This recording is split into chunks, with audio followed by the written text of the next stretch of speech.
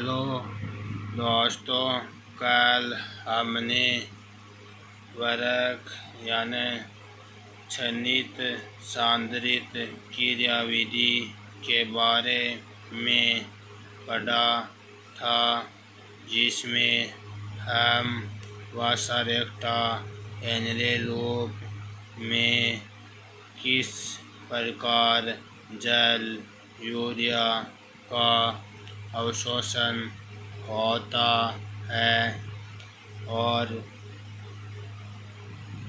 कितने लीटर जल पानी को नियंत्रित करते हैं।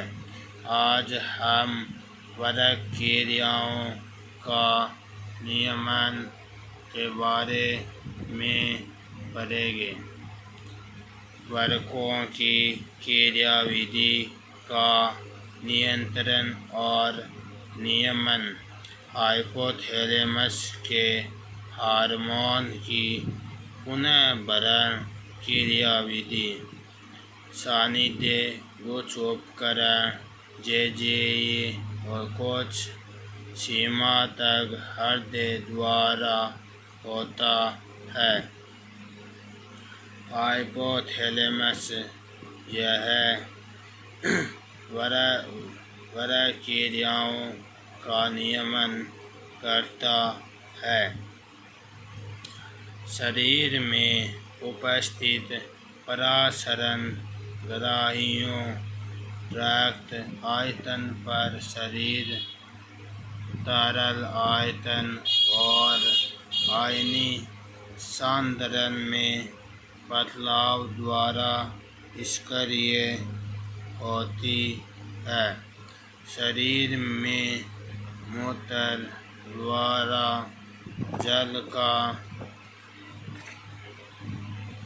अत्यधिक ह्रास मूत्रलता डाययूरेसिस इन ग्रहिकों को निष्क्रिय करता है, जिससे हाइपोथैलेमस प्रतिमूत्रल हार्मोन, एंटी डाययूरेटिक हार्मोन या एडीएच या वैसोप्रेसिन के नाम से भी इस हार्मोन को जाना जाता है।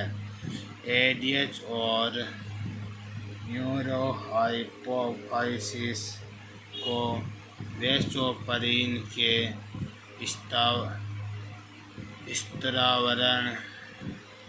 स्त्राव हेतु प्रेरित करता है।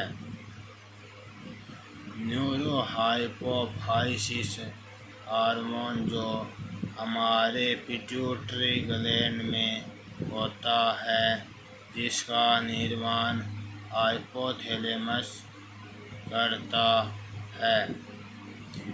एडीएच नालिका के अंतिम भाग में जल के पुनर्अवशोषण को सुगम बनाता है।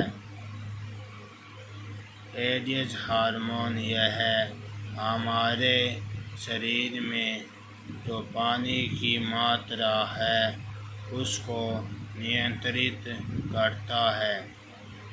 जैसे जो हमारा रक्त होता है उसमें अगर पानी की मात्रा है तो एडीएच हार्मोन उस पानी को दोबारा पुनर्अवशोषण होता है।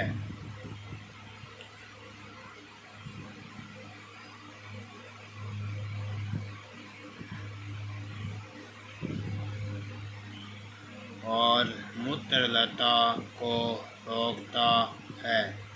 शरीर तरल के आयतन में वृद्धि प्रसारण ग्रहियों को निष्क्रिय कर देती है और पुनर्भरण को पूरा करने के लिए एडीएच के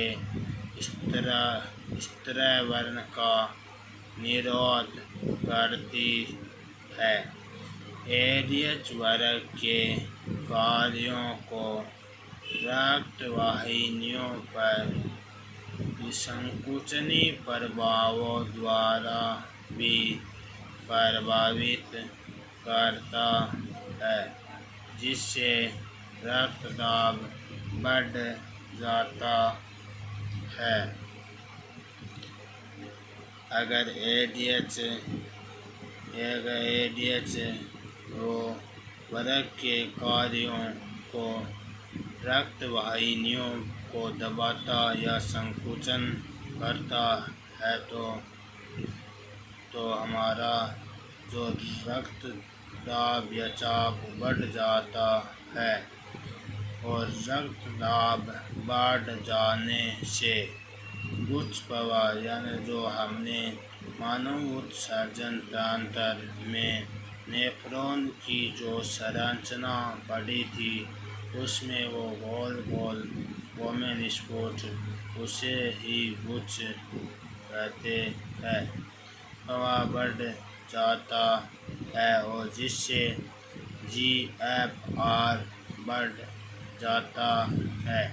GFR गुच्छीय निषेधन दर। एक ही जटिल नियमनकारी भूमिका है गुच्छीय रक्त प्रवाह या गुच्छीय रक्त दाब। GFR में गिरावट से जेजी कोशिकाएं सक्रिय होकर रेनिन को मुक्त करती है। रेनिन रक्त में उपस्थित एंटीओटेसिनोजन को एंजियोटेंसिन फर्स्ट और बाद में एंजियोटेंसिन द्वितीय में बदल देती है।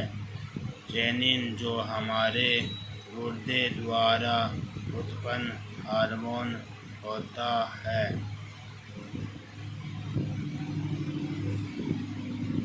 जो पानी का नियंत्रण करता है।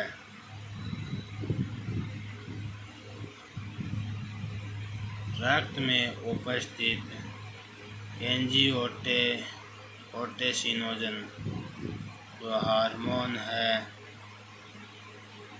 यह अधिवरक ग्रंथि द्वारा बनता है और यह सोडियम पोटेशियम स्तर को नियंत्रित करता है।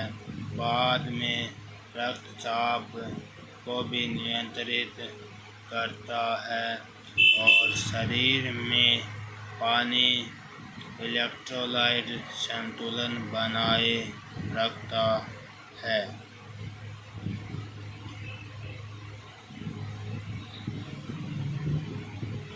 जो गुच्छीय रुधिर दाब तथा GFR को बढ़ा देता है। एंजियोटेंसिन द्वितीय अधिवरक वलकुट को एल्डोस्टेरोन हार्मोन स्रावन के लिए प्रेरित करता है। एल्डोस्टेरोन के कारण नलिका के दूरस्थ भाग में पोटेशियम तथा सोडियम जल का पुनरावशोषण होता है। इससे भी रक्त दाब तथा GFR में वृद्धि होती है। एक स्वस्थ मनुष्य में GFR 80 से 100 प्रति लीटर होती है। यह जटिल क्रियाविधि रेनिन एंजियोटेंसिन क्रिया कहलाती है।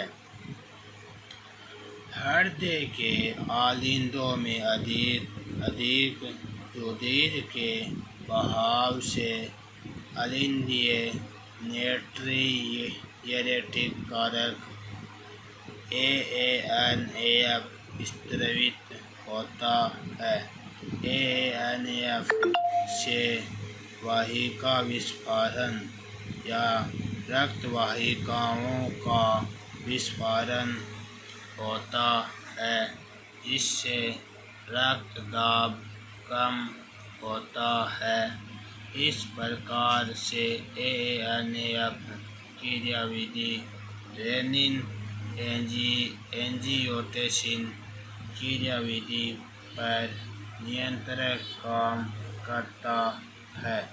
ओके दोस्तों, आज हम उर्वरक क्रियाओं का नियमन पढ़ लिया है। ओके।